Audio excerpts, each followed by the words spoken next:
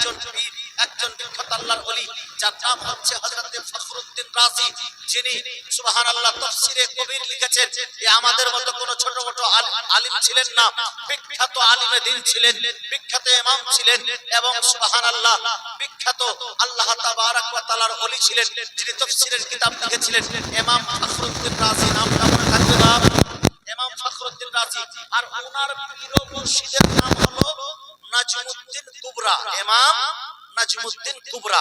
তো ইমাম ফখরুদ্দীন রাজি একখানা দুইখানা নয়, আল্লাহর একাত্মবাদ প্রকাশ করতে, আল্লাহ যে এক এই কথাটি প্রমাণ করতেন একখানা দুইখানা কিতাব থেকে নয়, একখানা দুইখানা দলিল থেকে নয়, 360 খানা দলিল দিয়ে আল্লাহ এক এই কথার প্রমাণ দিতেন, এই কথার প্রমাণ করতেন।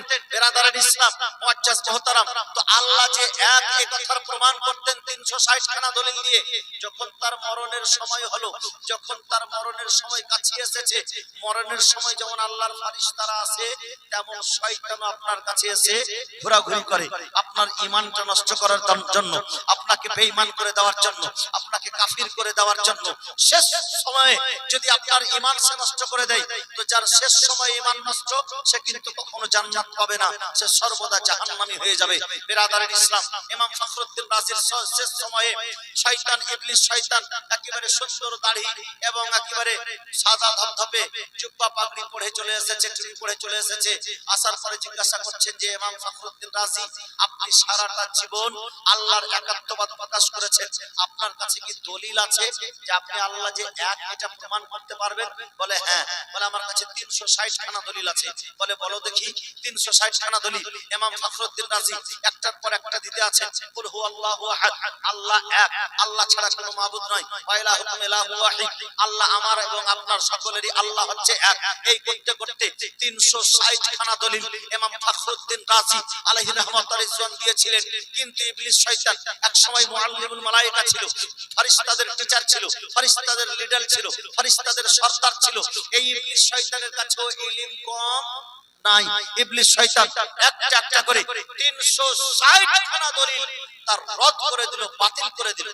ইমাম ফখরুদ্দীন রাজি চিন্তায় চিন্তিত, ইয়া আল্লাহ, আমি সারাটা জীবন 360 খানা দলিল দিয়ে এসেছি যে আল্লাহ এক, কিন্তু শেষের সময় আল্লাহ যে এক এই কথার প্রমাণ তিনি 360 খানা দলিল তার বাতিল করে দিয়েছে। এইবার কোথায় থেকে দলিল দিবেন? কিন্তু সুবহানাল্লাহ, তারই পীর ও মুর্শিদ বহু দূর জায়গাতে 100 কিলোমিটার 1000 কিলোমিটার দূরে তিনি ওযু করছিলেন। ওযু করতে করতে হঠাৎ করে মুরাকাবায় গেলেন, বুঝতে পারলেন যে আমার একজন খাস মুরিদ, যার নাম হচ্ছে ইমাম ফখরুদ্দীন রাজি, জবরদস্ত আলিম, মুফাসসিরে কোরআন, তাকে শয়তান নিজের চক্রান্তে ফেলে দিয়েছে, শয়তান নিজের আয়ত্ত করে নিয়েছে। শয়তানের কাছে সে উত্তর দিতে পারছে না, লাজবাব হয়ে গিয়েছে। 360 খানা দলিল দেওয়ার পরেও সে 360 খানা দলিল কেটে দিয়েছে, রদ করে দিয়েছে, বাতিল করে দিয়েছে। ইমাম নাজমুদ্দিন কুবরা দূর জায়গা থেকে তার মুরিদ ইমাম ফখরুদ্দীন রাজিকে বলতেছেন, বেটা ফখরুদ্দীন, তুমি এই কথা বলে দাও যে আমি বিনা দলিলে খোদাকে এক মানি। জোরে বলুন সুবহানাল্লাহ। আমি বিনা দলিলে খোদাকে এক মানি। যেমন এই কথা বলে দেওয়া যে আমি বিনা দলিলে খোদাকে এক মানি। এই এক মানি কথাটা বললেন আর তার ইন্তেকাল হলো। পড়ুন ইন্না লিল্লাহি ওয়া ইন্না ইলাইহি রাজিউন। আচ্ছা, দলিল বিনা দলিলে আমি খোদাকে এক মানি, এই কথা বলা মাত্রই তার কিন্তু ইন্তেকাল। তার মানে এটাই হলো যে সে এক মেনে ইন্তেকাল করলো, অবশ্যই জান্নাত। এক মেনে ইন্তেকাল করলো যে আল্লাহ এক। এই যে আল্লাহ এক মানি, তার পীর মুর্শিদ দূর জায়গা থেকে তাকে সাহারা করলেন। তো আল্লাহর ওলিদের সঙ্গী হলে লাভ হবে না লস হবে? লাভ হবে। বেরাদারান ইসলাম, আপনাদের এই এলাকায় জলসা খুব মনে হয় ভালোবাসে না কি গো বাবা? মানে কিছু লোককে দেখলাম উঠে গেল, যা উঠে যেতেই পারে, প্রয়োজন হতে পারে, আর লোক সংখ্যাটাও খুব কম হয়েছে। আজকে যে মেলা দেখতে পাচ্ছেন বাইরের সামনে, এই যে মেলা লেগে আছে না বাবা আপনাদের গ্রামে? আছে বাবা, না বললেও হয় না, কারণ যে আমরা বলতে এসেছি শরীয়তের কথা। আজকে আমাদের যা ছেলে মেয়েদের পরিবেশ পরিস্থিতি, এরা মেলাতে ঠিকই ঘুরতে পারবে, আমাদের মুসলমান মেলাতে ঠিকই যেতে পারবে, কিন্তু মাহফিলে এসে বসা, ওই মেলাতে আল্লাহর নাম শুরু হচ্ছে, মাহফিলে আল্লাহর রহমত বর্ষিত হচ্ছে। দুটা দুরকম হলো কিনা? এই জলসার মাহফিলে গ্রামবাসীকে মেলা বসতে না দেওয়াটাই উত্তম। মেলা বসতে দিতে হবে না। মেলা বসিয়ে আপনার নেকির ব্যাঘাত ঘটছে।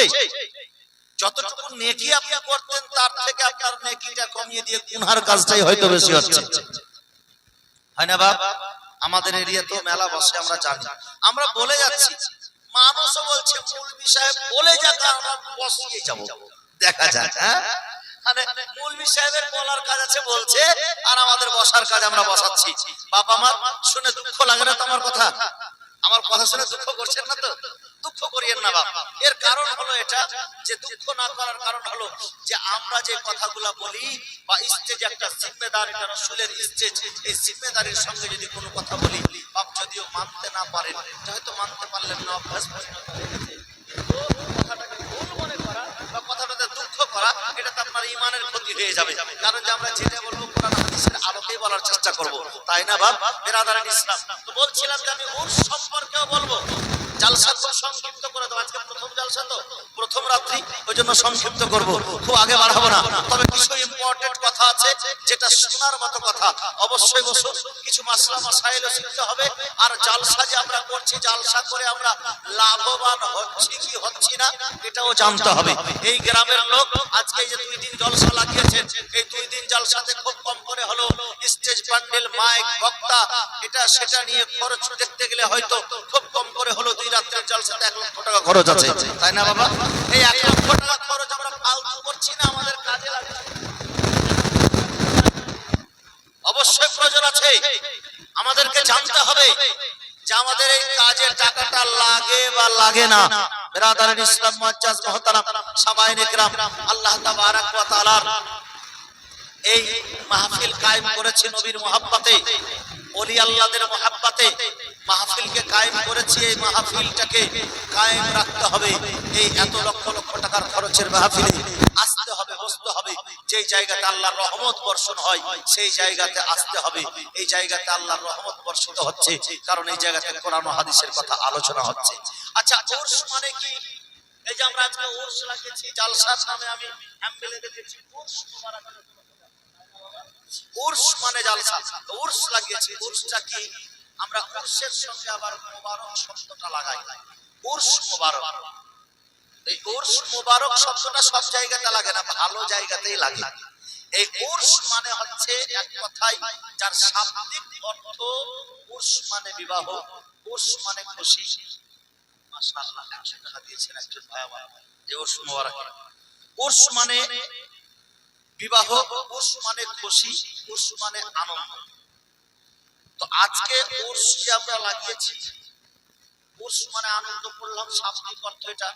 আর এর পারিভাষিক অর্থ হচ্ছে কোন আল্লাহর ওলির ইয়াউমে ওয়াফাত, অর্থাৎ ইন্তেকালের দিনে, ইন্তেকালের দিনে মাহফিল সাজিয়ে সেখানে কোরআনের তেলাওয়াত করা বা কোরআন হাদিসের আলোচনা করা, নাতে রাসূল পড়া, বক্তব্য করা, একেই আমরা এই যে পালন করে থাকি, এটাকেই বলা হয় উর্স।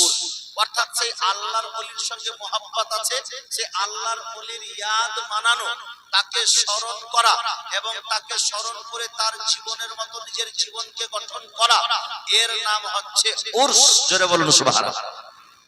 আচ্ছা, উর্সটা বুঝতে পারলে যে উর্স কাকে বলে? তো আল্লাহর ওলিদের ওয়াফাতের দিনে অর্থাৎ ইন্তেকালের দিনে উর্স পালন করব। উর্সের মিনিং আবার, উর্সের অর্থ হচ্ছে বিবাহ বা শাদী, বা উর্সের অর্থ হচ্ছে আনন্দ, উৎসব। উর্সের অর্থ হচ্ছে খুশি। তো যে আল্লাহর ওলিকে ভালোবাসি তার মরণের দিনটাতে আমরা খুশি মানাই গো। মরণের দিনে খুশি মানাই না দুঃখ মানাই গো? বলুন বাপ, মরণের দিনে খুশি মানাই না দুঃখ মানাই? দুঃখ মানাই। কিন্তু আমরা দুঃখ না মানিয়ে খুশি মানাচ্ছি, এর কারণ এবার বলছি।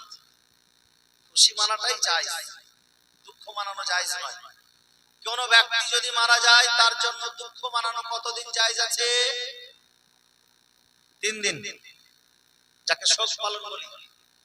এই 3 দিন পরে তার জন্য দুঃখ মানানো জায়েজ নাই। আচ্ছা, তার জন্য দুঃখ মানানো যখন জায়েজ নয়, তো খুশি মানানো কেমন করে জায়েজ হবে, যেহেতু ওর ইন্তেকালের দিন? হ্যাঁ, খুশি মানানো জায়েজ হবে। কেন জায়েজ হবে? যে যারা সুফি, যারা সুফি, সুফি আল্লাহর ওলি, সেই সুফিগণের নিকটে উর্স মানে হচ্ছে এটাই যে যেই আল্লাহর ওলি ইন্তেকাল করেছে তার সেই দিনটা আল্লাহর সঙ্গে সাক্ষাতের দিন, নবীর দিদারের দিন। কবরে একটি প্রশ্ন হবে, মা তাকুলু ফি শানে হাত্তে হাজার রাজুল, এই মানুষটি, এই লোকটি সম্পর্কে তুমি কি বলতে? সেই লোকটি অন্য কেউ হবে না, তিনিই হবেন আমাদের আকা, আপনাদের আকা, সকলের নবী, নবীগণের নবী, আখেরি পয়গম্বর জনাব মুহাম্মদ রাসূলুল্লাহ সাল্লাল্লাহু তাআলা আলাইহি ওয়াসাল্লাম। জোরে বলুন সুবহানাল্লাহ। তো যে সুফি ব্যক্তি, যে আল্লাহর ওলি, আমার নবীকে সারাটা জীবন ভালোবেসেছে, সারাটা জীবন স্বপ্নে দেখার দোয়া পাঠ করেছে, যেই নবীকে দেখার জন্য লালায়িত, যেই নবীর সঙ্গে সাক্ষাৎ করার জন্য লালায়িত, সেই নবীকে যেই দিন প্রথম দিন দেখবে তার জন্য খুশি হবে না দুঃখ হবে? জোরে বলুন। খুশি হবে, খুশি হবে না? কিতাবের মধ্যে পাওয়া যায়, হাদিসের কিতাবের মধ্যে, হযরত বেলাল হাবশী রাদিয়াল্লাহু তাআলা আনহু, তার যখন ইন্তেকালের সময় আসলো তো তার খুব কান্না করছেন। কি করছেন বাবা? কান্না করছেন। আচ্ছা, আপনাদের ভাষা হচ্ছে একটু বাঙাল আমরা বলে থাকি, আর আমাদের ভাষা মালদার একটু আলাদা। ভাষা বুঝতে কোনো অসুবিধা হয় না তো বাবা? হয় না তো? যাক, যে কজন লোক আছেন সে কটাই লোক বুঝলে আলহামদুলিল্লাহ জালসা কামিয়াব থাকবে। তো কথাটা শুনুন বিরাদার ইসলাম মুআজ্জাজ মুহতারাম সামাইনে کرام, আল্লাহর নবীর একজন সাহাবী রাসূল যার নাম হচ্ছে হযরত বেলাল হাবশী, যে বেলাল হাবশী নবীর মহব্বতে বুকের উপরে পাথর রেখেছিলেন, ওই বেলাল হাবশী, যে বেলাল হাবশী নবীর মহব্বতে গলাতে রশি বেঁধে টান দিয়েছে, বেলাল হাবশী সহ্য করেছিলেন। ওই বেলাল হাবশী, যেই বেলাল হাবশী নবীজির ইন্তেকালের সময় একেবারে পাগল হয়ে গিয়েছিলেন, যাকে তাকে ধরে জিজ্ঞাসা করতেন, তো বলো তোমরা আমার নবীকে দেখেছো কিনা, নবীর সাক্ষাৎ পেয়েছো কিনা? নবীকে যখন মদিনার মাটিতে দেখতে পেলেন না, হযরত বেলাল হাবশী বলছেন যে যেখানে আমার নবীকে আমি দেখতে পাই না সেখানে আমি আর থাকবো না। বেলাল হাবশী মদিনা থেকে হিজরত করে মুলকে শাম চলে গিয়েছিলেন। জোরে বলুন সুবহানাল্লাহ। একমাত্র নবীর মহব্বতে। তো সেইখানে মুলকে শামে যখন তার ইন্তেকালের সময় হয়েছে তো তার স্ত্রী কান্না করছে, অঝর নয়নে কাঁদছে, বলে আমার স্ত্রী, আমার অর্ধাঙ্গিনী, তুমি কেন কাঁদছো? কিসের জন্য কাঁদছো? বলে স্বামী গো, আমার মাথার তাজ, হয়তো আপনি আর বাঁচবেন না, হয়তো আপনি আর দুনিয়াতে থাকবেন না, হয়তো আপনি আমাদেরকে ছেড়ে চলে যাবেন, তার জন্য বুকটা ফেটে গেছে, তার জন্য কান্না চলে এসেছে। হযরত বেলাল হাবশী বলছেন, চোখের পানি মুছে নাও, তুমি খবরদার কাঁদবে না। এর কারণ হচ্ছে এটা যে আমি যেই নবীকে এত ভালোবাসি, যেই নবীর মহব্বতে আমি মদিনা ছেড়ে দিয়েছি, যেই নবীকে আমি এত ভালোবাসি, যেই নবীর জন্য আমি যদি নবীকে একটা দিন দেখতে না পেতাম আমার মনে হচ্ছে যে দিনটা অন্ধকার হয়ে যেত। যেই নবীর ভালোবাসা আমার অন্তরে এতটাই ছিল যে নবীর মহব্বতে আমার জীবনটা একেবারে কুরবান ছিল। বলো, আমি যদি সেই নবীকে দেখতে পাই, আমি যদি সেই নবীর সঙ্গে সাক্ষাৎ পাই, যে আবু বকর সিদ্দিককে ভালোবাসতাম, ওমর ফারুককে ভালোবাসতাম, ওসমান গনিকে ভালোবাসতাম, হযরত আলী কাররামাল্লাহু ওয়াজহাহুল কারীমকে ভালোবাসতাম, আমি যে সমস্ত সাহাবীগণকে ভালোবাসতাম, সেই সাহাবীদের সঙ্গে যখন দেখা হবে, নবীর সঙ্গে যখন দেখা হবে, এর চাইতে আমি বেলাল, এর চাইতে বেশি খুশি আমার কাছে আর কিছু হবে না। জোরে বলুন সুবহানাল্লাহ। গমে হাবিব কো सीने में पाल रखा है, जहां में कल्ब में सौस बिलाल रखा है। गमे हबीब को सीने में पाल रखा है, जहां में कल्ब में सौस बिलाल रखा है। सहाबी पीले कुछ कमी ना होगी पानी में, नबी ने हाथ से चश्मा उबाल रखा है, नबी ने हाथ से चश्मा उबाल रखा है। और मकाम सोहबा में देख ले मुअजिजा उनका, हजरत अली के खातिर सूरज निकाल रखा है, हजरत अली के खातिर सूरज निकाल रखा है। या रसूल अल्लाह, या हबीब अल्लाह, हर सिमत आया है, कहां कहां देखूं तेरे जमाल ने हैरत में डाल रखा है। जोरे बोलो सुभान। तेरे जमाल ने हैरत में डाल रखा है। कवि বলতেছেন, দয়ার নবী জীবনে একবার গো স্বপ্নে আমার দেখা দাও গো। একটু মোহাব্বতে বলুন সুবহানাল্লাহ। ও দয়ার নবী জীবনে একবার গো স্বপ্নে আমার দেখা দাও গো তোমার ওসিলাই শান্তি পাবো আর হেসে হেসে আমি জান্নাত যাব স্বপ্নে আমার দেখা দাও গো ও নবীজি আমার একবার কাছে ডেকে নাও গো আমায় তোমার কদমে জান দিয়ে দেব একটু মোহাব্বতে বলুন সুবহানাল্লাহ দয়ার নবী জীবনে একবার গো স্বপ্নে আমার দেখা দাও গো ও মনটা আমার হারিয়ে গেছে ওই মদিনার পথে যেথায় খোদার রহমত ঝরে দিনে রাতে মনটা আমার হারিয়ে গেছে মদিনার পথে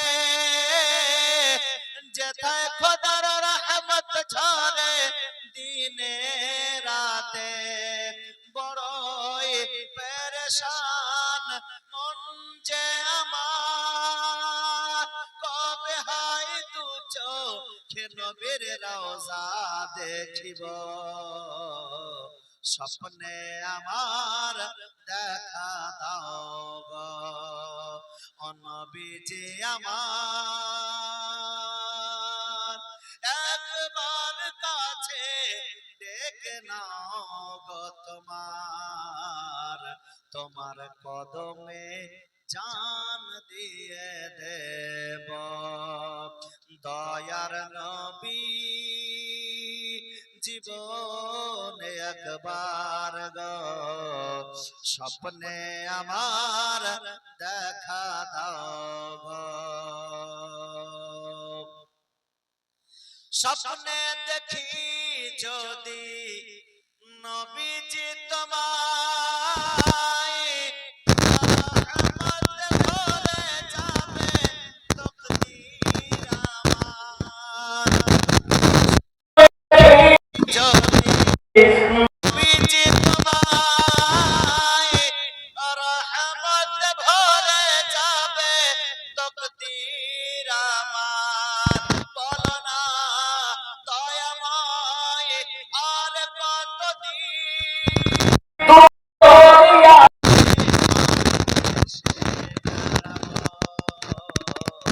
স্বপ্নে আমার দেখা দাও গো ও নবীজি আমার একবার কাছে ডেকে নাও গো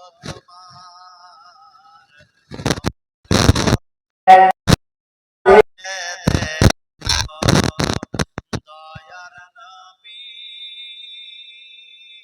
জীবন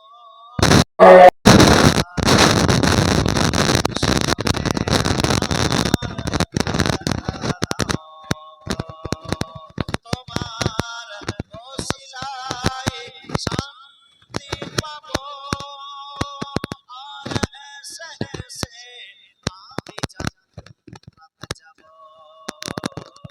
স্বপ্নে আমার দেখা দাও মাশাআল্লাহ